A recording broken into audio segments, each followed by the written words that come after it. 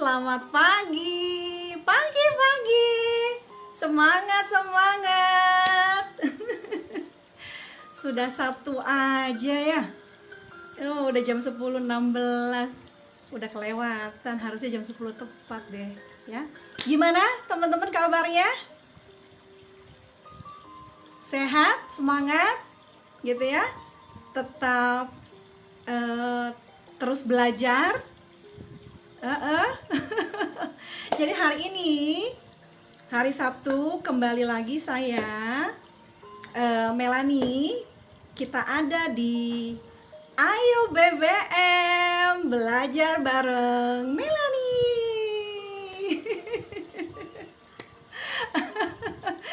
Oke, seperti janji saya tempo hari, kita mau sharing, kita mau belajar pada pagi hari ini itu tentang konsepnya Robert Kiyosaki. Lagi-lagi ya, kalau kita belajar tentang entrepreneur mindset, kita harus belajar tentang intangible. Apaan sih intangible itu, gitu ya? Yang nggak kelihatan, yang ada di dalam diri kita, ya, seperti spirit, semangat, kemudian integritas, komitmen, kemudian mau bangkit ketika kita sedang jatuh. Nah, itu hal-hal yang harus ada di dalam jiwa seorang pengusaha. Jadi saya lagi-lagi nggak akan capek-capek ngomong sama teman-teman, kalau mau berusaha bukan modalnya dulu, ya, bukan modalnya dulu, tapi intangible gitu. Otaknya dilatih gitu ya, hatinya dimantapkan gitu, baru kita ngomong tentang modal gitu. Paham ya?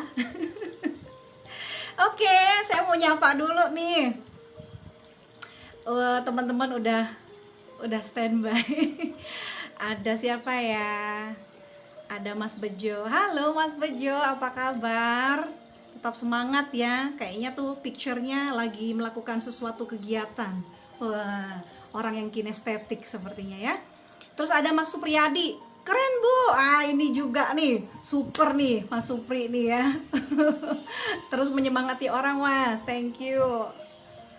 Terus ada Octavianus Lauli. Halo, very good. Thank you. Oke, nggak mau panjang lebar karena seperti hari Sabtu ada banyak kegiatan yang akan kita lakukan. So, stay tune terus di Ayo BBM. Ayo belajar bareng Melani. Oke. Nah, saya mau review minggu lalu tentang business plan, ya, business plan from zero to hero, gitu. Artinya, jikalau teman-teman ingin belajar membuat sebuah usaha, upayakan tidak menaikkan gengsinya, gitu ya. Selalu bermain di modal yang terkecil, gitu, atau modal dengkul ya.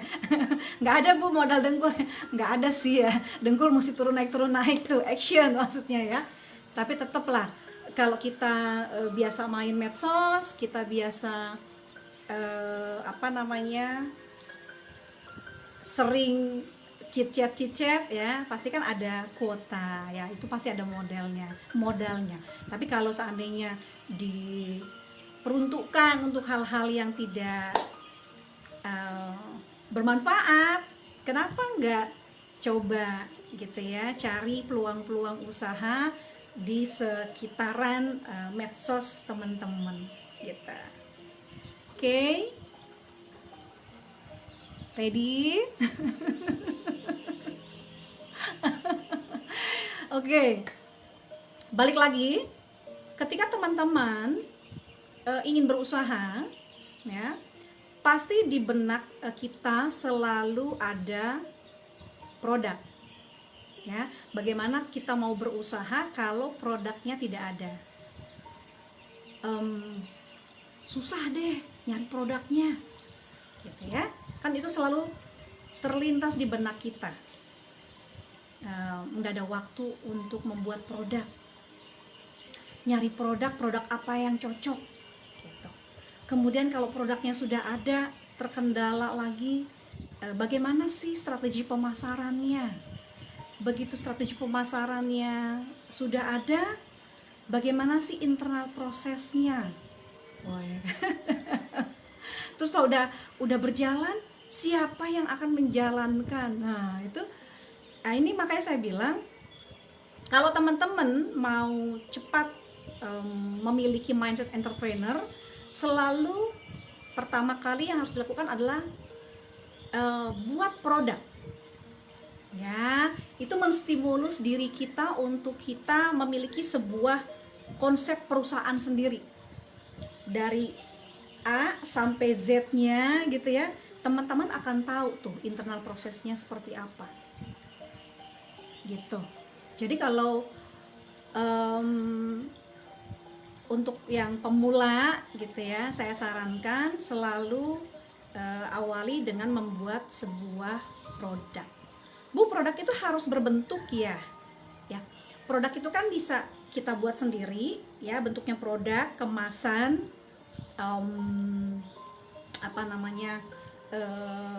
ya apapun lah yang teman-teman buat ya. Tapi selain itu sebenarnya kan jasa juga menjadi sebuah produk. Yang saya lakukan hari ini itu bentuknya jasa ya, atau beberapa training yang sudah saya berikan kepada beberapa perusahaan dan institusi, itu bentuknya jasa. Jadi sebenarnya lagi-lagi yang semalam saya posting gitu ya, bahwa dirimu adalah aset gitu. Aset itu bukan di luar dirimu, aset itu adalah dirimu sendiri ya. Di luar dirimu itu adalah kelengkapan-kelengkapannya, kondimen. Kalau kita makan di restoran ya, ada main course gitu. Nah ini kondimennya gitu. So dirimu adalah main course-nya, asetnya. Penuhi dulu dirimu dengan semua wacana-wacana usaha yang bisa mengembangkan personalitimu, cara berpikirmu, gitu dia. Bahkan di situasi yang terpuruk ya, yang terpuruk itu cenderung kita bisa berpikir kreatif karena kita ada di posisi yang sengsara. Ya, posisi yang nggak punya uang. Orang kalau nggak punya uang itu pasti kreatif ya, kreatifnya yang positif ya, bukan yang negatif. Gitu, gerah ya. Gitu ya. Nah itu dulu kenapa saya selalu bilang kepada teman-teman, buat produk dengan tanganmu gitu. Kenapa? Supaya akselerasinya ketika kamu tahu mulainya dari nol, itu akan semakin memantapkan step cara berpikirmu gitu. UMKM itu hebat loh ya, dia sebagai perusahaan ya, sebagai perusahaan yang dia rintis sendiri. Jadi tidak kalah hebat dengan para pengusaha yang udah jadi sebenarnya. Nah ini cikal bakalnya gitu. Nah setelah kita sudah tahu internal prosesnya tentang bagaimana how to making product, maka tahapan selanjutnya adalah bagaimana growth usaha itu, bagaimana mengembangkan usaha itu. Halo, ada Mas apa ini? Wilonanani. Wilonanani cewek apa cowok ya? Halo, Mas Gilang. Yuhu. Nah, Mas Gilang nih, kita mau kerja sama untuk madu dari mana ya? Kalimantan atau madu hitam ya? Dari mana ya, Mas ya? Nah, ini kita mau masukin ke produk-produknya koperasi nih, Koperasi Percepatan Ekspor Indonesia ya. sedang berbenah kayaknya Mas Gilang nih dengan foto-foto yang bagusnya ya. Ada kakak aku. Halo kakak, apa kabar kakak sayang? Sehat ya? Sorry ya, adiknya nggak bisa ngunjungin dulu ya. Keponakannya udah pada gede-gede ya. Ngelihat tumbuh kembangnya di FB story kakak. Sehat ya kak ya? Oke, lanjut. Jadi itu kenapa selalu dimulai dari tangan sendiri gitu. Tujuannya adalah untuk mengembangkan potensi diri. Bisa aja sih Bu, mindset entrepreneur itu ketika kita sedang bekerja atau ketika kita menjual produk orang lain, ikut jaringan MLM ya dan segala macamnya. Bisa, nggak apa-apa gitu. Hanya pertanyaannya berapa lama? Ya. Bagaimana kamu melatih mentalmu? Bagaimana leadershipmu itu bisa terasah dengan cepat dan matang kalau kamu tidak membuat usahamu sendiri dari bawah. Nah, jadi perbedaannya itu. Perbedaannya menjual produk orang dengan menjual produk sendiri yang kita bikin sendiri dan kita tahu quality dari produk itu tuh akan ada soul-nya, akan ada jiwa yang akan kita miliki, ownership-nya tuh tinggi. Kita akan sekuat tenaga mengembangkan usaha kita sampai jadi. Itu perbedaannya, gitu ya. Jadi tidak ada yang salah dari semua cara yang teman-teman lakukan, gitu ya. Oke, saya nggak mau cerita panjang lebar tentang produk-produk, gitu ya. Yang sekarang kita mau bahas sedikit adalah tentang bagaimana si Robert Kiyosaki ini. Siapa sih itu Robert Kiyosaki? Ya, Robert Kiyosaki adalah seorang entrepreneur. Ya, dia malang melintang di dunia properti itu sudah cukup lama. Ya, saya nggak tahu apakah sukses uangnya banyak gitu ya. Itu bukan urusan saya. Tapi ya saya selalu melihat bahwa inspirasi dari manapun yang orang berikan kepada kita, mau orang itu terkenal atau tidak terkenal, orang itu hebat atau tidak hebat, ketika ada cuplikan-cuplikan story-nya, ada cerita yang dia bisa kita adopt sebagai inspirasi gitu, itu saya akan masukkan, sisipkan ke dalam mindset saya. Kebetulan Robert Kiyosaki salah satu yang saya suka ya, selain Jack Ma. Tapi di lokal Bob Sadino udah number one. Itu caranya dia ini banget, apa, cara yang menyentil saya tuh sangat luar biasa ya, ketika memulai usaha dulu es pisang ijo tahun 2000, di tahun 2011 waktu itu kalau nggak salah, 2010 atau 2011. Oke. Robert Kiyosaki itu saya kenal sebenarnya dari tahun 2010 ya. Saya lihat salah satu manajer saya baca buku itu gitu. Lagi-lagi saya tidak bukan tidak menyesali ya. Saya berharap ketika saya melihat buku itu dan saya bilang, ini buku apa Bu gitu. Saya berharap saya diberikan sharing tentang buku itu. Artinya mindset ini harusnya sudah saya kenal konsepnya dari 2010 yang lalu harusnya gitu ya. Tapi saya akhirnya menemukan Robert Kiyosaki ini itu di tahun 2017 gitu.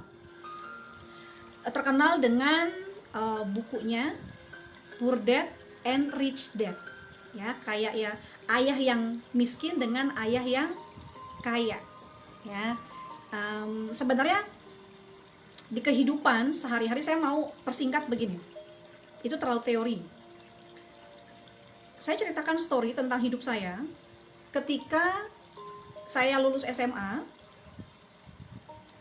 Mama saya cuma bilang begini, Nak, coba kamu melamar pekerjaan maksudnya, coba kamu melamar pekerjaan ke Sanyo. Jadi ada pabrik Sanyo dekat rumah kami. Nah, pabrik sanyo. Sebagai apa, Mah? Ya pokoknya kerja, gajinya gede gitu.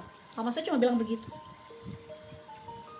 Saya bilang, kenapa saya harus kerja di pabrik dan jadi buruh ya? Ya kan? Nah, waktu itu saya nggak mau. Nah, jadi orang tua hanya bisa mengawal cara berpikir saya sampai di sana. Tetapi apakah saya harus melemahkan diri saya ya dengan pola pikir zaman itu? Di dalam jiwa kita kan ada suatu pemberontakan, bagaimana meningkatkan harkat dan martabat keluarga supaya kita naik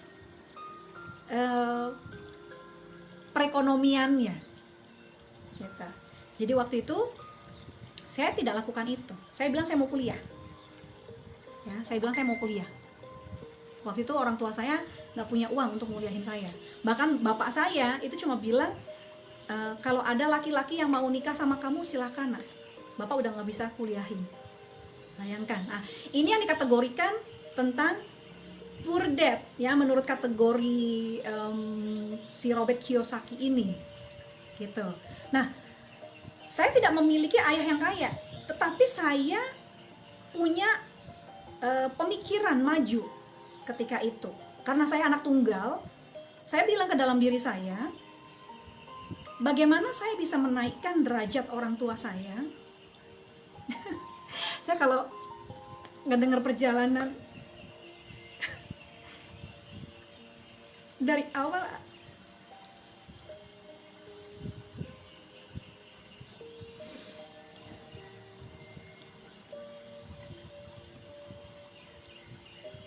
oke, sorry ya.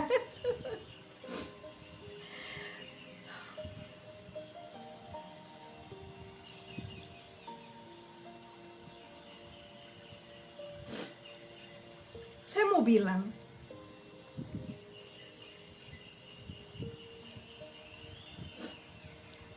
sama teman-teman, setiap kesuksesan itu selalu akan ada air mata.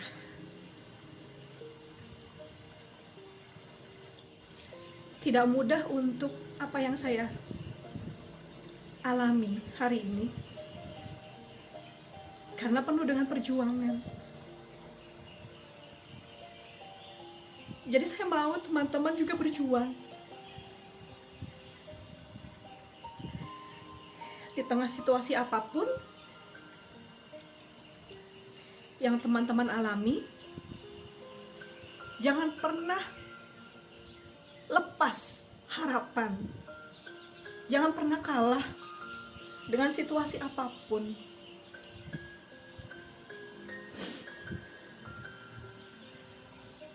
Kekuatan saya adalah mama saya. Saya ingin sharing, selalu sharing. Karena saya tahu tidak memiliki orang di sisimu untuk kamu bisa melangkah maju itu sulit.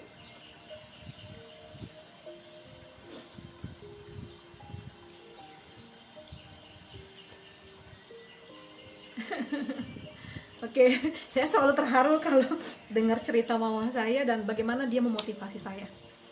Ya, gitu. Oke. Saya yakin teman-teman juga memiliki orang-orang hebat di belakang teman-teman, ya. Jadikan itu suatu alasan. Ya, jadikan itu suatu alasan sebagai pembangkit semangat. Gitu. Karena tidak ada yang bisa menolong kita selain diri kita sendiri. Gitu ya. Oke, balik lagi. Robert Kiyosaki ya. Jadi ayah yang miskin selalu tidak men-challenge ya, tidak men-challenge anaknya untuk dia punya pemikiran maju, untuk dia bisa merubah penghidupan perekonomiannya, ya, menaikkan tingkat levelnya. Tetapi Robert Kiyosaki memiliki ayah yang kaya, ayah yang selalu berpikir out of the box. Bahkan salah satu quote-nya yang saya suka, ya, itu akan menjadi value juga dalam diri saya, bahwa kalau kamu mau menjadi entrepreneur, gitu ya, kamu jangan pernah mengharapkan gaji. Posisikan tanganmu bukan di bawah. Ini kesalahan kita orang Indonesia. Orang tua hanya memiliki mimpi yang sederhana untuk anak-anaknya, tidak memiliki mimpi yang hebat. Ya, saya nggak mau rasis, tapi kenapa teman-teman saya yang China, ya, yang Chinese, itu selalu memiliki pemikiran one step ahead dari kita, memiliki pemikiran yang maju, ya, karena orang tuanya punya mimpi besar. Mereka dilatih dengan cara berdagang, gitu. Kita hanya dilatih dari kecil hanya sebagai buruh, hanya sebagai pekerja. Kamu kerja di sana, nak, nanti kerja yang baik, kemudian posisimu bagus, gajimu naik. Berapa lama? Pertanyaannya, gitu, ya. Jadi itu, si Robert Kiyosaki bilang, kalau kamu mau belajar dari ayah yang kaya, kamu harus siap-siap untuk tidak digaji atau dibayar. Entrepreneur work for free, dia bilang. Entrepreneur itu bekerja tanpa digaji, supaya mindsetnya, level up-nya naik. Karena kalau kamu digaji oleh orang lain dan itu terukur, kamu pun akan mengukur cara kerja kamu. Ya, saya 15 atau 16 tahun itu saya jadi HRD. Jadi saya tahu pola tingkah dari masing-masing karyawan. Ketika gajimu dikasih UMP, gitu ya, dan perusahaan mengharapkan kamu lebih, kamu akan berhitung juga.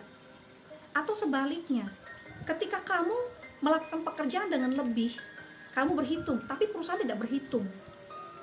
Nah, ini akan menimbulkan sebuah kekecewaan di dalam diri, gitu. Ketika menimbulkan kekecewaan, akhirnya kamu akan stuck di situasi yang sama, di situasi yang akhirnya mengeluh setiap saat. Padahal kamu bekerja di satu tempat, tapi hatimu gak happy, dan kamu ngedumel sepanjang tahun. Kenaikan gajinya hanya sekian persen lah, ya, inflasi hanya paling maksimum sekitar 10%, gitu dia. Ya, jadi saya mau merubah itu. Saya mau merubah mindset, cara saya berpikir itu segera, ya. Walaupun saya sudah belajar tentang mindset entrepreneur itu dari tahun 2010, tapi proses usaha yang saya jalankan dari 2017, ya. Saya masih belajar dan harus belajar, karena ini yang akan saya sisipkan, akan saya regenerasikan mindset ini kepada anak-anak saya. Oke. Halo. Oke,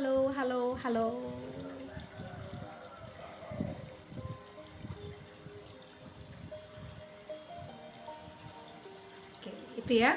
Jadi Robert Kiyosaki bilang seperti itu. Pertanyaannya adalah, langkah pertama apa yang harus saya lakukan ketika saya ingin berusaha, ya. Seperti kemarin telepon, ya, ada telepon ke saya. Ini saya bilang salah satu tangan kanannya owner di salah satu perusahaan yang cukup besar di Jakarta, ya, daerah SCBD. Saya kaget dia menyapa saya, karena nggak ada tuh bos yang mau menyapa ke bawah, gitu ya. Dia bilang, "Mei, apa kabar?" gitu ya. Kabar baik Pak gitu. Kamu usaha apa sekarang? Nah, akhirnya saya ceritakan, dan si bapak ini bilang bahwa dia udah mau pensiun ya. Kalau dihitung mungkin sebenarnya uangnya udah nggak berseri lagi ya. Nah, dia bilang, saya juga mau usaha Mei. Saya bilang iya Pak, harus usaha dong gitu. Soalnya kalau bapak usaha mau menjelang pensiun gitu ya, sebenarnya semangatnya sih Pak yang agak lemah nih gitu, dan kecenderungan untuk kita belajar tentang teknologi itu agak-agak sulit gitu. Iya saya juga bingung Mei gitu. Saya mau usaha apa ya katanya. Singkat cerita, saya menggali si bapak ini ya. Bos masa digali sih. Tapi saya akhirnya berpikir bahwa memang seorang bos pun ketika dia hanya di belakang meja, dia tidak bisa melihat dunia luar. Itu dia selalu punya kelemahan untuk memulai sebuah usaha gitu. Jadi teman-teman nggak usah berkecil hati, nggak usah khawatir kalau memang orang yang punya uang, orang yang nggak punya uang gitu ya, itu selalu ketika starting atau memulai usahanya dari awal itu pasti pemikirannya lama. Ya, pemikirannya tuh panjang kali lebar karena bingung mau mulainya dari mana gitu. Singkat cerita saya gali, kemudian si bapak ini, saya punya tanah di Cipanas, saya berpikir mau nanam sayuran Mei. Oke. Bapak mau main di level apa? Mau mainnya di level produsen, distributor ya, atau di level agentnya gitu. Terus si bapak bilang, ya kalau usaha berarti semangat Pak Agus, thank you. Pak Agus dari Bandung ya, pengusaha juga ya. Lebih ke semoga baju-bajunya segera online ya Pak. Gitu. Saya bilang kalau Bapak main di produsen, Bapak harus ada modal yang kuat, kemudian mesti ada orang yang bisa mengerjakan proses itu ya. Kemudian Bapak harus pikirkan strategi marketingnya mau seperti apa. Oh, udah ada Mei ya, dia bilang kan banyak hotel-hotel Mei di grup kita. Dia bilang, oh kalau sudah ada tempat untuk yang menampung Pak, langsung eksekusi gitu loh, langsung eksekusi, jangan mikir-mikir. Kenapa mesti mikir? Nah terus saya cerita, coba dipertimbangkan kalau kita mau sayur mayur. Yang pertama adalah kualitinya, kesegaran dari sayur itu, karena sayur tidak akan bisa bertahan lama. Nah, ya kan? Kemudian marginnya, dengan perbandingan margin dengan HPP-nya. Nah, ini harus dihitung dulu. Nah, sehingga saya menyarankan, nah lagi-lagi si Melanie menyarankan bos besar. Ya, saya bilang, Pak, kenapa Bapak nggak main ini aja sih, peternakan kambing dan domba di Cipanas banyak loh, Cipanas, Cianjur. Saya bilang, ya, seperti tahun lalu itu saya hanya invest ya anak kambing itu dikelola atau diternakan sama orang setempat lah. Saya beli 500.000 waktu itu. Kemudian kita punya target penjualan adalah di tahun berikutnya, which is ketika Idul Adha. Nah, dari 500.000 kemudian akan berkembang. Kalau kambing ya katakanlah ukuran standar gitu ya, itu mungkin harganya sekitar 2,5-3 juta gitu ya. Saya modal 500.000.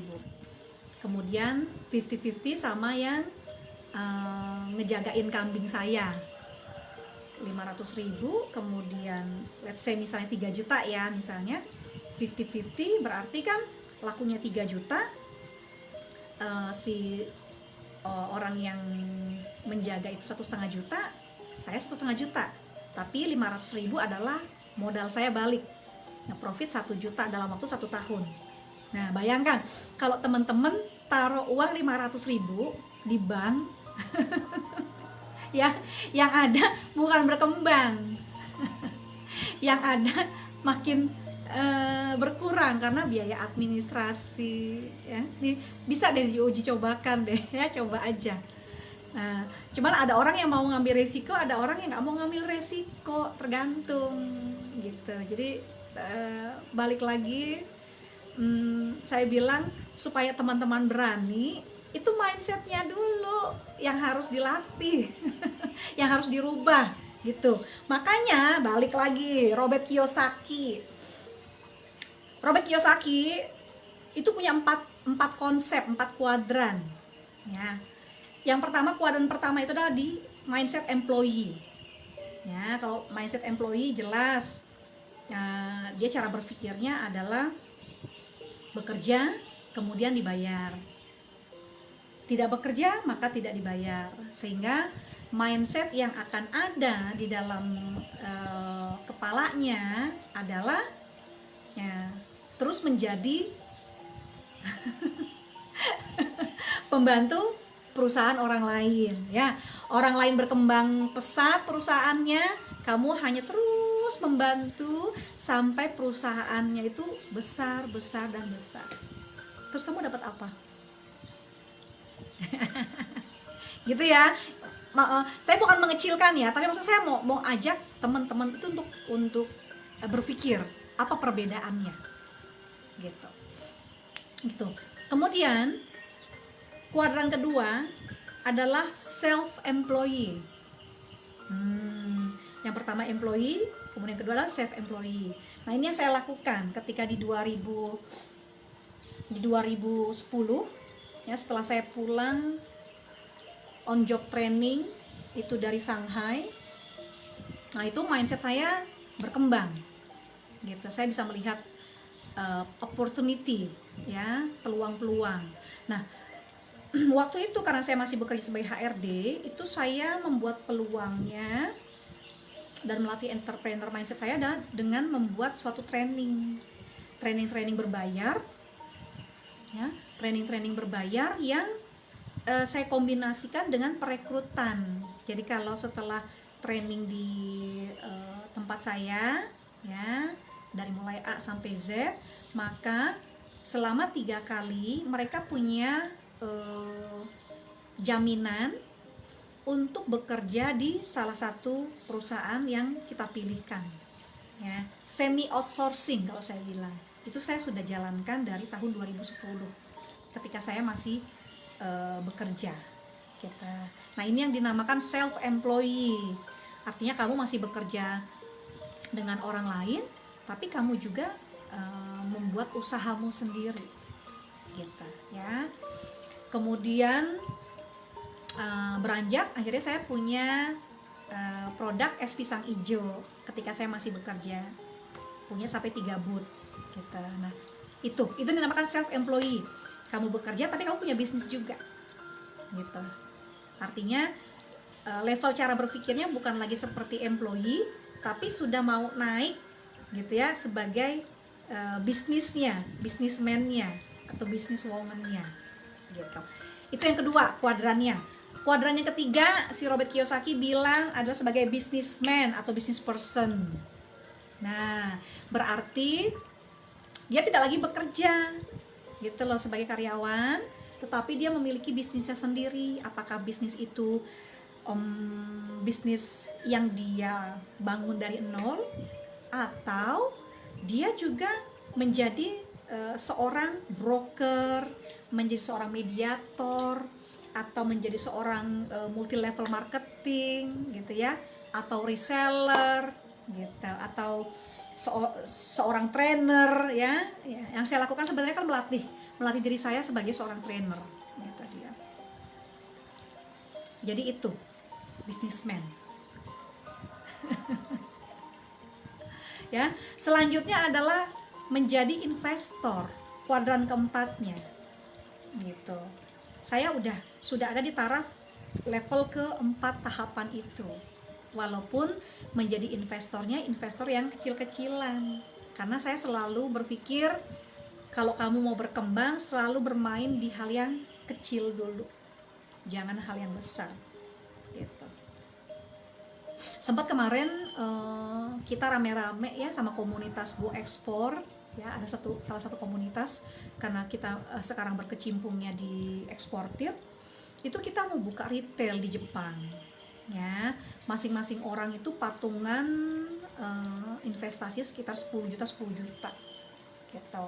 Nah, hanya karena memang kondisi pandeminya seperti ini dan kita cari tahu tentang kondisi COVID di Jepang ya, ini Olimpik sudah berakhir ya, saya sih merasa yakin pasti increasing dia punya COVID meningkat ya, karena ada teman saya juga yang memang lagi balik ke Jepang. Nah, ini ada beberapa bisnis yang kita sedang jajaki ya.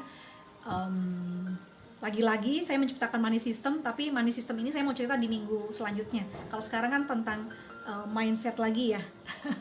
Tentang mindsetnya si Robert Kiyosaki gitu. Ada siapa sih? Halo, ada Mas Elsa Fahrizal, ada Siti Rahayu. Halo Ibu. Semangat Mbak Ari yang di mana ya? Mbak Ari yang di Hotel Borobudur kalau nggak salah. Mbak Ari.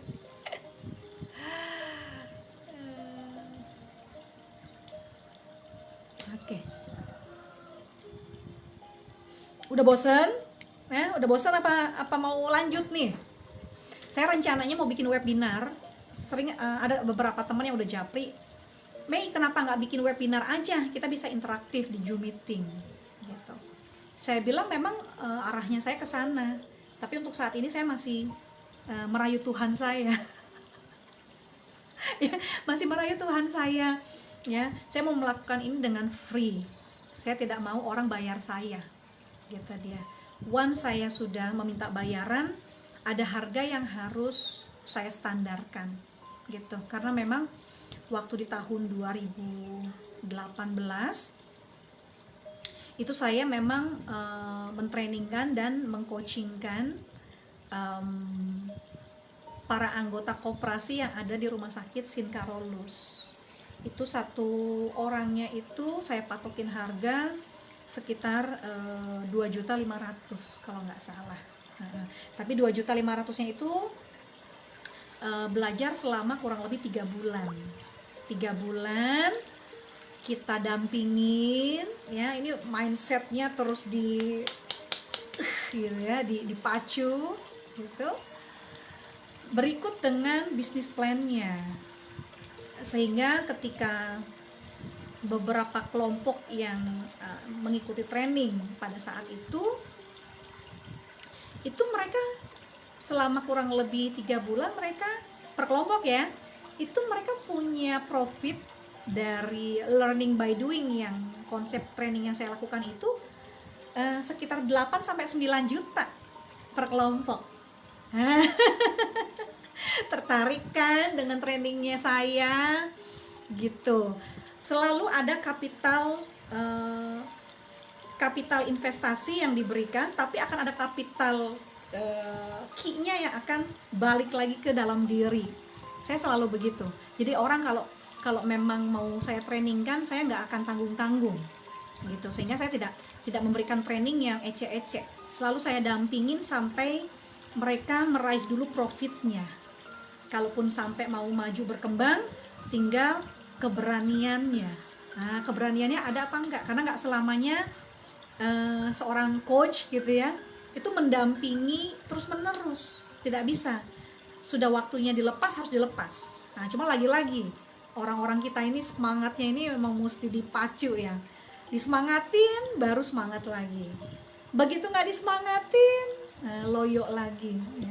Kalau loyo ya udahlah ya, minum kapsul kelor biar terus on gitu.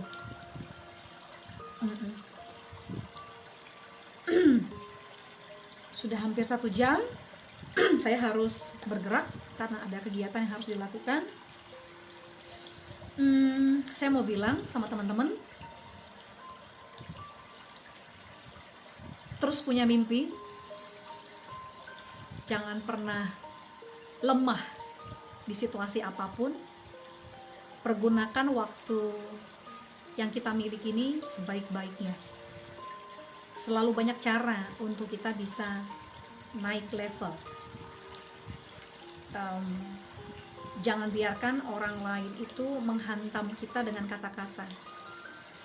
Jadikan kata-kata itu menjadi hal yang positif. Orang lain melemahkan dengan negatif, positifkan. Orang hancurkan kita dengan sesuatu yang membuat dirinya dia bangga ya, kebanggaan tentang materi kehidupannya, hantam dia dengan semangatmu gitu. Kamu akan menjadi pribadi yang tidak bisa dikalahkan oleh ruang dan waktu. Oke, sekian sharing saya pada pagi hari ini. Tidak banyak yang bisa saya sharingkan.